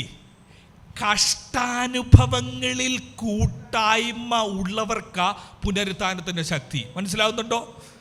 കഷ്ടം എനിക്ക് വേണ്ട, കഷ്ടം ദൈവമേ ഒന്ന് മാറ്റിത്തരണമേ, പിന്നെന്തിനാ പുനരുദ്ധാനത്തിന്റെ ശക്തി? കഷ്ടങ്ങളിൽ കൂട്ടായ്മയുള്ളവർക്കാ പുനരുത്ഥാനത്തിന്റെ ശക്തിയുടെ ടേസ്റ്റ് കിട്ടുന്നത്. അതുകൊണ്ടല്ലേ 1-ാമത്തെ അധ്യായം 29-ാമത്തെ വാക്യം ഒന്ന് വായിച്ച്, 1-ാം അധ്യായം 29-ാമത്തെ വാക്യം ഒന്ന് വായിക്കാമോ? ചാപ്റ്റർ 1:29 ഫിലിപ്പിയ ലേഖനം. അത് ദൈവം തന്നെ വെച്ചതാകുന്നു, ക്രിസ്തുവിൽ വിശ്വസിപ്പാൻ മാത്രമല്ല അവനു വേണ്ടി കഷ്ടം അനുഭവിപ്പാനും കൂടെ നിങ്ങൾക്ക് വരം നൽകിയിരിക്കുന്നു. ഫിലിപ്പിയ ആൾക്കാരോട് പറയുക, കഷ്ടം അടുത്തൂടെ പോയപ്പോഴേ സന്തോഷം പോയി, വിശ്വാസത്തിൽ നിന്ന് ഇളകി. കഷ്ടം അടുത്തൂടെ പോയപ്പോഴേ പൗലോസ് കാരാഗ്രഹത്തിൽ കിടക്കുന്നു എന്ന് അറിഞ്ഞപ്പോഴേ അവരുടെ വിശ്വാസം കൂടെ പോയി.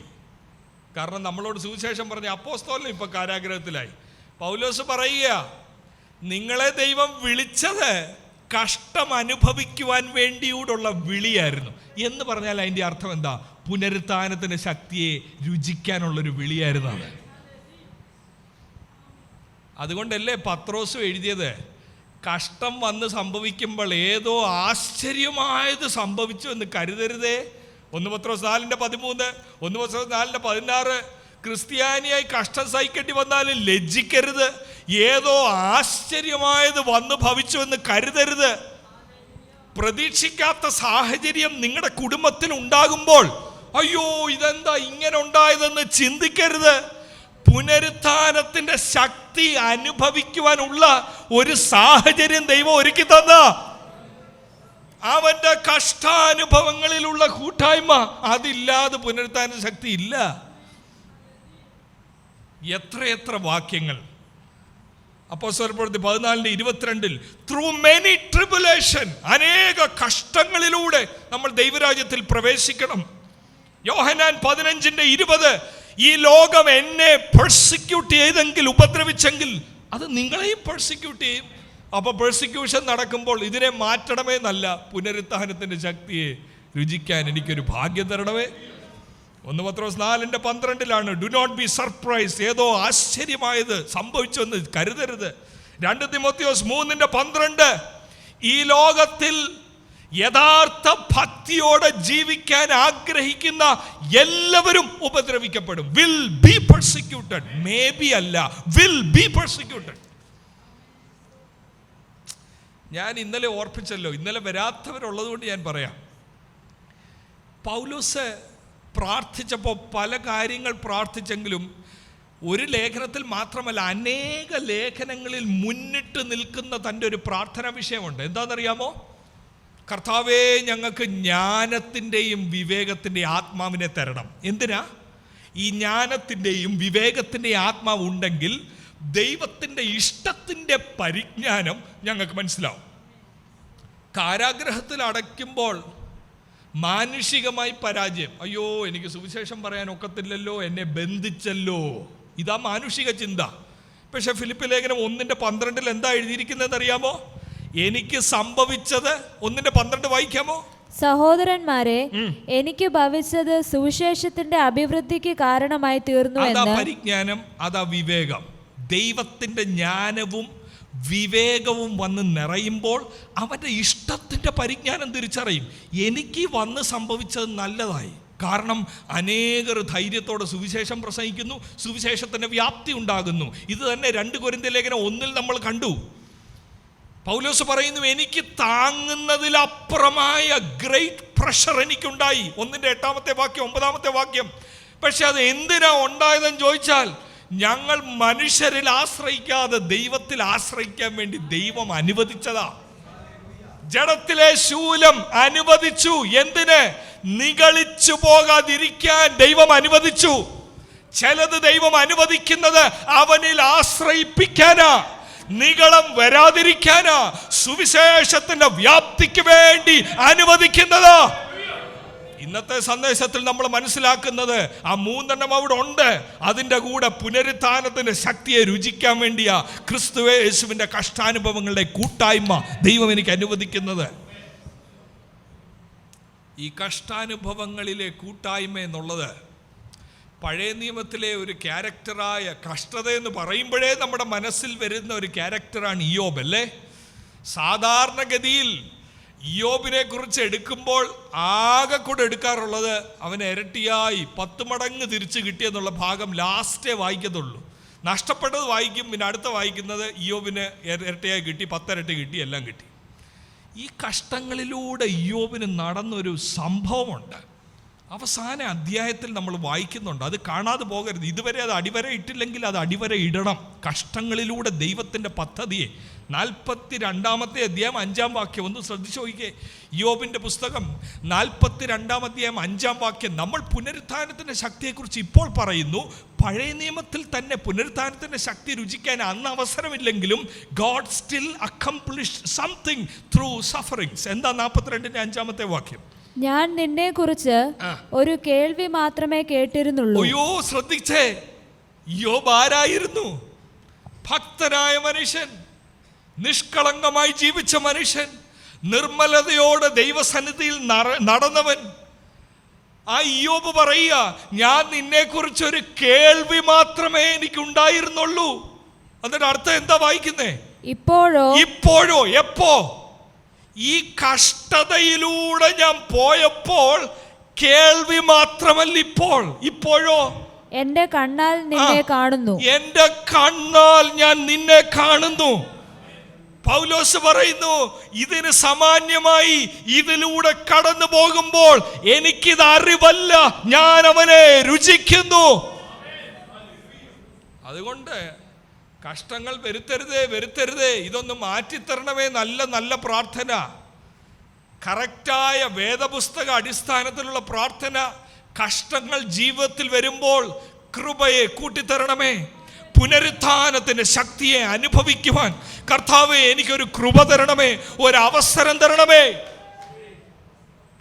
പുനരുത്ഥാന ശക്തി അനുഭവിക്കുന്നതാ ക്രിസ്തീയ ജീവിതത്തിന്റെ മഹാത്മ്യം. പക്ഷെ അത് കഷ്ടങ്ങളിൽ കൂട്ടായ്മ കൊതിക്കുന്നവർക്കേ ഉള്ള അനുഭവം. ലോകത്തിൽ പണത്തെ സ്നേഹിച്ചും എങ്ങനെങ്കിലും കഷ്ടത ഒഴിവാക്കാൻ നോക്കുന്നവർക്കും ഈ അവസരമില്ല. എന്നിട്ട് എന്താ പൗലോസ് പറയുന്നത്? 10 വാക്യം ശ്രദ്ധിച്ച്, എനിക്ക് അവനെ അറിയണം. I want to know the power of his resurrection and participation in his suffering. അവന്റെ കഷ്ടാനുഭവങ്ങളിലുള്ള കൂട്ടായ്മയും becoming like him in his death. എന്ന് വായിക്കാമോ?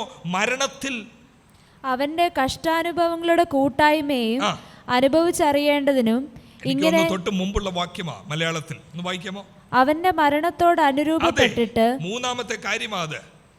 അവന്റെ മരണത്തോട് അനുരൂപപ്പെട്ടിട്ട്. ആദ്യത്തെ കാര്യം പുനരുത്ഥാനത്തിന്റെ ശക്തി, 2-ാമത്തെ കാര്യം കഷ്ടാനുഭവങ്ങളിലുള്ള കൂട്ടായ്മ, 3-ാമത്തെ കാര്യം മരണത്തിൽ അവനോട് അനുരൂപപ്പെട്ട്, becoming like him in his death. അതെവിടാ ഈ പുസ്തകത്തിലുള്ളത്? ഞാൻ മുമ്പേ പറഞ്ഞില്ലേ, 2-ാമത്തെ അധ്യായത്തിലാണ് അതുള്ളത്. എങ്ങനാ മരണത്തിൽ നമുക്ക് യേശുവിനെ പോലെ ആയിത്തീരാൻ ഒക്കുന്നത് എന്ന് പറഞ്ഞാൽ എന്താ? നമ്മളും ക്രൂശിൽ കയറി അതുപോലെ കിടന്ന് ആണികൾ അടിക്കണം, അപ്പോൾ മനസ്സിലാകും ഞാനും യേശുവിനെ പോലെ മരണത്തിൽ ഏകീഭവിച്ചു. അതല്ല ഇതിൻ്റെ അർത്ഥം. നോക്കിയേ 2-ാമത്തെ അധ്യായം അതിൻ്റെ 8-ാമത്തെ വാക്യം നോക്കിയേ. 2-ാം അധ്യായം 8-ാം വാക്യം. ദാസരൂപമെടുത്ത് മനുഷ്യ സാദൃശ്യത്തിലായി തന്നെത്താൻ ഒഴിച്ച് വേഷത്തിൽ മനുഷ്യനായി വിളങ്ങി തന്നെത്താൻ താഴ്ത്തി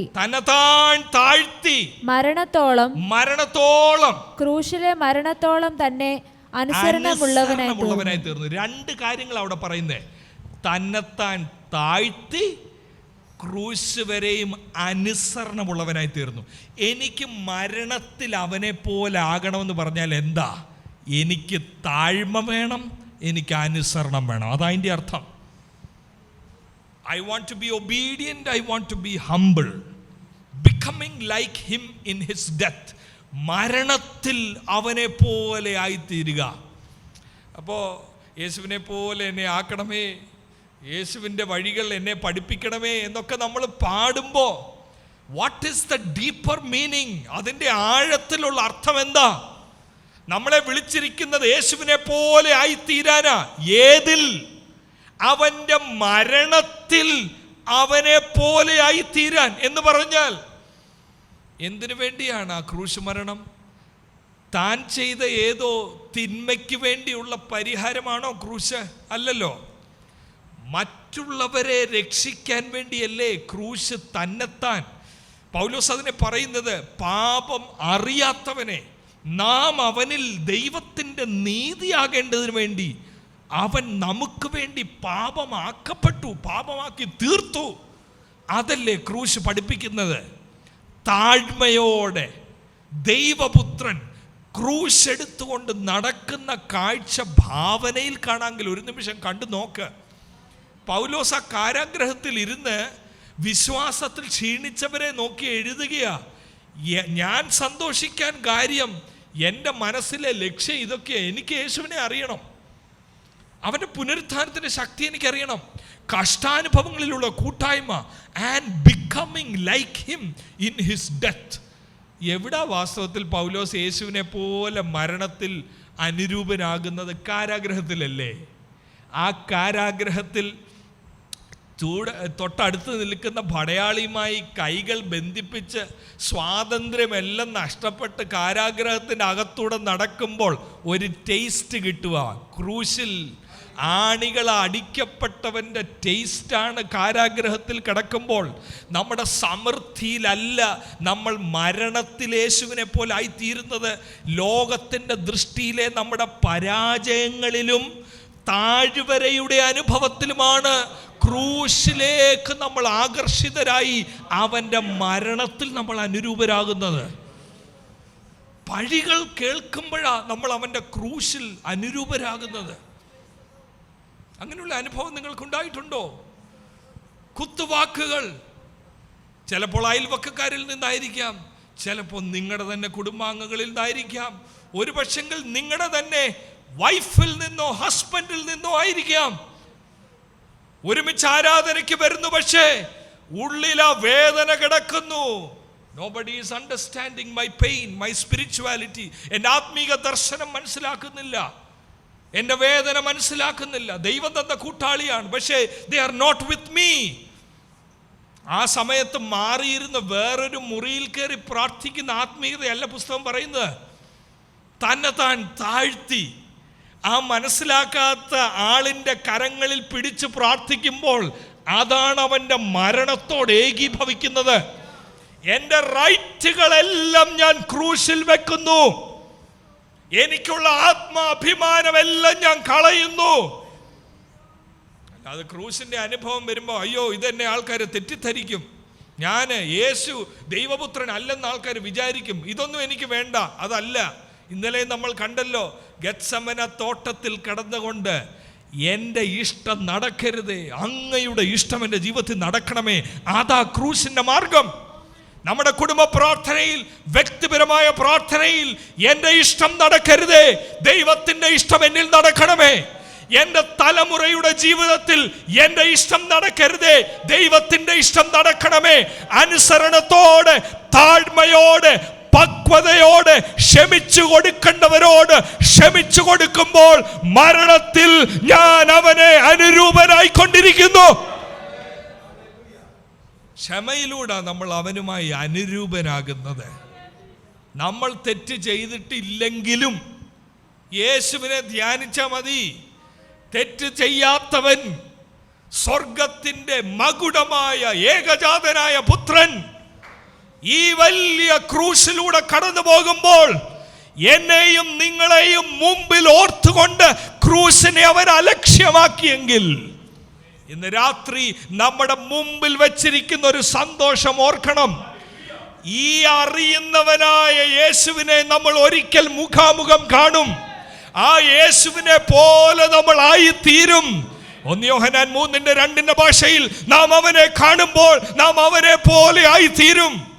ആ വലിയ സന്തോഷം ഓർക്കുമ്പോൾ ഇന്നത്തെ യുദ്ധങ്ങളൊക്കെ തോറ്റോട്ടെ, കുഴപ്പമില്ല. ഇന്ന് ക്ഷമിച്ചു കൊടുക്കുമ്പോൾ മനുഷ്യർ ചിന്തിക്കും ഇത് ബലഹീനതയാ, വഴക്കുണ്ടാക്കാൻ അറിയാത്തത് കൊണ്ടാ, അങ്ങനെയൊക്കെ തെറ്റിദ്ധരിച്ചോട്ടെ, സാരമില്ല. അവൻ്റെ മരണത്തിലോട് നമ്മൾ ഏകീഭവിക്കണം.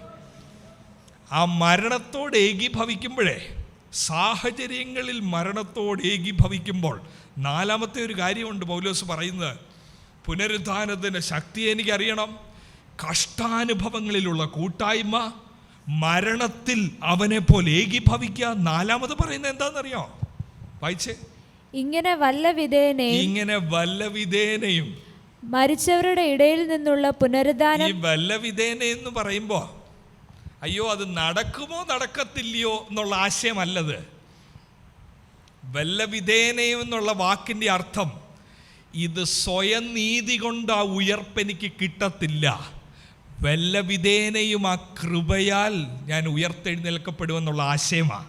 അല്ലാതെ ഉറപ്പില്ലാത്തൊരു കാര്യം ആ വല്ല വിധേനയും എന്നുള്ളതല്ല. യേശുവിൻ്റെ കൃപയെ അനുഭവിച്ച് ഞാൻ മരിച്ചവരുടെ ഇടയിൽ നിന്ന് ഉയർത്തെഴുന്നേൽക്കും. ഇങ്ങനെ വല്ല വിധേനയും മരിച്ചവരുടെ ഇടയിൽ നിന്നുള്ള ഉയർപ്പ്. ഈ ലോകത്തിൽ ക്രൂശും കഷ്ടതയും ഉള്ളവർ ഈ ലോക സാഹചര്യങ്ങളിൽ പുനരുത്ഥാനത്തിൻ്റെ ശക്തി രുചിച്ചറിയുന്നവരാ ഒരിക്കൽ കാഹളനാദം കേൾക്കുമ്പോൾ അവർ ഉയർത്തെഴുന്നേൽക്കാൻ പോകുന്നത്. അല്ലാതെ ഈ ലോകത്തിൽ പുനരുത്ഥാനത്തിൻ്റെ ശക്തി രുചിച്ചറിയാത്തവർ എങ്ങനെയാ കാഹളനാദത്തിങ്കൽ നിർജീവ ശരീരങ്ങൾ ഉയർത്തെഴുന്നേൽക്കുന്നേ? നിർജീവ സാഹചര്യങ്ങളിൽ ഇന്ന് പുനരുത്ഥാനത്തിൻ്റെ ശക്തി വ്യാപരിക്കുമ്പോൾ അതൊരു വലിയ ഫോർടേസ്റ്റ് ആണ്. ഫോർടേസ്റ്റ്, വരാൻ പോകുന്ന ഒന്നിൻ്റെ ഒരു സാമ്പിളാണത്. മനുഷ്യൻ മുദ്ര കുട്ടിയ നടക്കത്തില്ലെന്ന് പറയുന്ന കാര്യത്തിൽ പുനരുത്ഥാനത്തിൻ്റെ ശക്തി അനുഭവിക്കുമ്പോൾ ഒരു കാര്യം ഓർത്തോണം, ആത്മാവ് നമ്മളിൽ ചെയ്യുന്നത് അത് ഒരാദ്യ ഫലം എന്നുള്ളതേ ഉള്ളൂ. വരാൻ പോകുന്നുണ്ട് ഒരു വലിയ ഉയർപ്പ്. ആ ഉയർപ്പിലേക്ക് പോയിന്റ് ചെയ്യുന്നതാണ് ഈ പുനരുത്ഥാനത്തിൻ്റെ ശക്തി. എൻ്റെ സാഹചര്യത്തിലൂടെ ഞാനിപ്പോൾ അനുഭവിക്കുന്നത് ഭാവിയിൽ എൻ്റെ ശരീരത്തിൽ നടക്കാൻ പോകുന്നതാണ്. അപ്പോൾ വാസ്തവത്തിൽ പ്രാർത്ഥിക്കേണ്ടത് എന്താ? വളരെ ചിന്തിച്ച് പ്രാർത്ഥിക്കണം. ദൈവമേ, എനിക്ക് അങ്ങയെ അറിയണം, അങ്ങയുടെ പുനരുത്ഥാനത്തിൻ്റെ ശക്തി എനിക്കറിയണം. അപ്പോൾ ഉടൻ പ്രതീക്ഷിച്ചോണം, കഷ്ടങ്ങളിലുള്ള കൂട്ടായ്മയുണ്ട്, ഉടൻ വരും. ആ കഷ്ടങ്ങളിലുള്ള കൂട്ടായ്മയിൽ പുനരുത്ഥാനത്തിൻ്റെ ശക്തി ഞാൻ അനുഭവിക്കുമ്പോൾ ഒരു ദിവസം ഈ ശരീരത്തിൽ നിന്ന് ആത്മാവ് വേർപെടും. ഈ ദ്രവത്വമുള്ളത് മണ്ണിലേക്ക് ഏൽപ്പിക്കുമ്പോൾ മണ്ണോട് മണ്ണ് ചേരും. എന്നാൽ കാഹളനാദത്തിങ്കൽ ദ്രവത്വമുള്ളത് അദ്രവത്വത്തെ ധരിക്കും. എനിക്കവനെ അറിയണമെന്ന് പറയുമ്പോൾ ആ ഉയർപ്പിൽ മാത്രമല്ല, ഇന്നേ എനിക്കവനെ അറിഞ്ഞു തുടങ്ങണം. അവനെ അറിഞ്ഞു തുടങ്ങുമ്പോൾ ഒരു ദിവസം ഞാൻ രൂപാന്തരപ്പെട്ട ശരീരവുമായി തേജസ്സിലെടുക്കപ്പെടും. ഇത്രയും കാര്യങ്ങൾ മനസ്സിലുണ്ടെങ്കിൽ പിന്നെ നിരാശയുണ്ടോ? എല്ലാ സാഹചര്യവും it is ordained by God. കാരാഗ്രഹത്തിൻ്റെ അനുഭവമാണെങ്കിലും അവിടെ ഇരുന്ന് സന്തോഷിക്കാൻ കാര്യം ഇതിലൂടെ എനിക്ക് പുനരുത്ഥാനത്തിൻ്റെ ശക്തി അനുഭവിക്കും. വാസ്തവത്തിൽ ഈ കാരാഗ്രഹത്തിൽ കിടന്നോണ്ടേ 1-ാം അധ്യായം അതിൻ്റെ 19-ാം വാക്യം ഒന്ന് ശ്രദ്ധിച്ച്. ഈ കാരാഗ്രഹത്തിൽ കിടക്കുമ്പോൾ പൗലോസിന്റെ മനസ്സിലൂടെ പോകുന്ന പുനരുത്ഥാനത്തിൻ്റെ ശക്തിയുടെ ഒരു സാമ്പിൾ ഉണ്ട് ആ 19-ാമത്തെ വാക്യത്തിൽ. ഒന്ന് വായിക്കാമോ? നിങ്ങളുടെ പ്രാർത്ഥനയാലും യേശുക്രിസ്തുവിന്റെ ആത്മാവിന്റെ സഹായത്താലും അതെനിക്ക് രക്ഷാകാരണമായി തീരുമെന്ന് ഞാൻ അറിയുന്നു. ഈ കാരാഗ്രഹത്തിൽ നിന്ന് താൻ വെളിയിൽ വരുമെന്നുള്ളത് ഹി വാസ് ഷ്വർ. എന്നാൽ എല്ലാ കാരാഗ്രഹത്തിൽ നിന്നും വരില്ല. തിമോത്തിയോസിന്റെ ലേഖനം അവസാനം എഴുതുമ്പോൾ പറയുന്നത് എൻ്റെ നിര്യാണകാലം അടുത്തിരിക്കുന്നു. ഇവിടെ പറയുന്നത് നിങ്ങളുടെ പ്രാർത്ഥനയാൽ എൻ്റെ വിടുതൽ അടുത്തു, ഞാൻ വെളി വരും, എനിക്ക് ജീവിക്കുന്ന ക്രിസ്തു, മരിക്കുന്ന ലാഭം, ഐ വിൽ കം ഔട്ട്. അതാ പുനരുത്ഥാനത്തിൻ്റെ ശക്തി. ഇത് ഇവിടെ മാത്രമല്ല, ആദ്യം ഫിലിപ്പിയ പട്ടണത്തിലും അനുഭവിച്ചതല്ലേ പുനരുത്ഥാനത്തിൻ്റെ ശക്തി. ആ പട്ടണത്തിൽ കാരാഗ്രഹത്തിൽ കൊണ്ടിട്ടപ്പോൾ അർദ്ധരാത്രിയിൽ അപ്പോസ്തലന്മാർ കൈയടിച്ച് പാടിയപ്പോൾ ചങ്ങല പൊട്ടി താഴെ വീണത് പുനരുത്ഥാനത്തിൻ്റെ ശക്തിയല്ലേ. അവിടത്തെ ഗാർഡ് പോലും തന്നെത്താൻ കൊല്ലാൻ തുടങ്ങി. ഇതെങ്ങനെ സംഭവിക്കും? കുറ്റവാളികൾ ഓടാൻ പോകുന്നു. അതാ പുനരുത്ഥാനത്തിൻ്റെ ശക്തി. ഈ കാരാഗ്രഹമില്ലാതെ എങ്ങനെ പുനരുത്ഥാനത്തിൻ്റെ ശക്തി അനുഭവിക്കാൻ ഒക്കും? അങ്ങനെയാണെങ്കിൽ ഈ ഉപവാസ പ്രാർത്ഥനയിൽ കാരാഗ്രഹങ്ങൾക്കായി നന്ദി പറയണം, കഷ്ടാനുഭവങ്ങളിലുള്ള കൂട്ടായ്മയ്ക്കായി നന്ദി പറയണം. കർത്താവേ, അതെൻ്റെ ജീവിതത്തിൽ അനുഭവിച്ചതിനായി, എൻ്റെ മേൽ ആ തെരഞ്ഞെടുപ്പുള്ളതിനായി, കഷ്ടങ്ങൾ അനുഭവിക്കുവാനുള്ള തെരഞ്ഞെടുപ്പ് എൻ്റെ മേൽ ഉള്ളതിനായി സ്തോത്രം. അതിലൂടെ നമുക്കവനെ അറിയാനൊക്കത്തുള്ളൂ. അല്ലാതെ ഓരോരോ പേജ് വായിച്ച് തീർത്ത് എഴുതി വെച്ചോണ്ട് മാത്രം ഒക്കത്തില്ല. അവനെ രുചിച്ചറിയേണ്ടത് സാഹചര്യങ്ങളിലാണ്. അവനെ രുചിച്ചറിയേണ്ടത് താഴ്വരകളുടെ അനുഭവത്തിലും കഷ്ടങ്ങളിലുള്ള കൂട്ടായ്മയിലും പുനരുത്ഥാനത്തിൻ്റെ ശക്തിയെ രുചിച്ചറിയുക. ഇങ്ങനെ ആ ഉള്ളിൽ ശക്തി വ്യാപരിക്കുമ്പോൾ ഏത് സാഹചര്യത്തിൻ്റെ നടുവിൽ നിന്ന് പറയാനൊക്കും. ഈ ഒരാപ്തവാക്യമായി ഫിലിപ്പ് ലേഖനം 1 നമ്മൾ കാണുന്നത് ഒന്ന് വായിക്കാമോ? ആ ക്രിസ്തുവേശുവിൻ്റെ നാളോളം അതിനെ തികയ്ക്കും. 6-ാമത്തെ വാക്യം ഒന്ന് വായിക്കാമോ? 1:6 വാക്യം.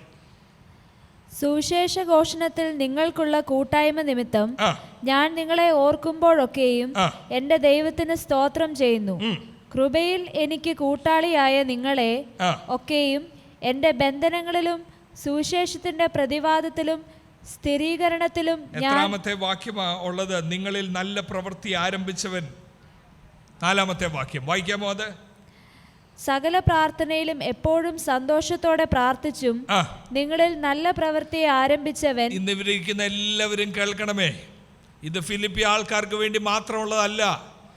നമ്മളിൽ ഒരു നല്ല പ്രവൃത്തി ആരംഭിച്ചവൻ, അവൻ വഴിയിൽ വെച്ചിട്ടേച്ച് പോകുന്നവനല്ല. നല്ല പ്രവൃത്തി ആരംഭിച്ചവൻ. ഒരു വലിയ തുടക്കം നമ്മളിൽ തുടങ്ങി. എന്നോ സുവിശേഷം കേട്ടപ്പോൾ ആ തുടക്കം തുടങ്ങി. ഈ ലോകത്തിൻ്റെ പ്രഭു അവിശ്വാസികളുടെ മനസ്സിനെ കുരുടാക്കിയിട്ടിരിക്കുമ്പോൾ നമ്മുടെ ഉൾക്കണ്ണിനെ ദൈവം തുറന്നു. ഒരു നല്ല പ്രവൃത്തി നമ്മളിൽ തുടങ്ങി. എന്നാൽ ആ തുടക്കത്തിൻ്റെ അവസാനം ചെല്ലണമെങ്കിൽ നമ്മുടെ ബലം കൊണ്ട് നടക്കത്തില്ല. അതുകൊണ്ട് പൗലോസ് പറയുക, നല്ല പ്രവൃത്തി ആരംഭിച്ചവൻ യേശുവിൻ്റെ നാൾ വരെ അതിനെ തികയ്ക്കും. He will do it. അത് ദൈവം ചെയ്യും.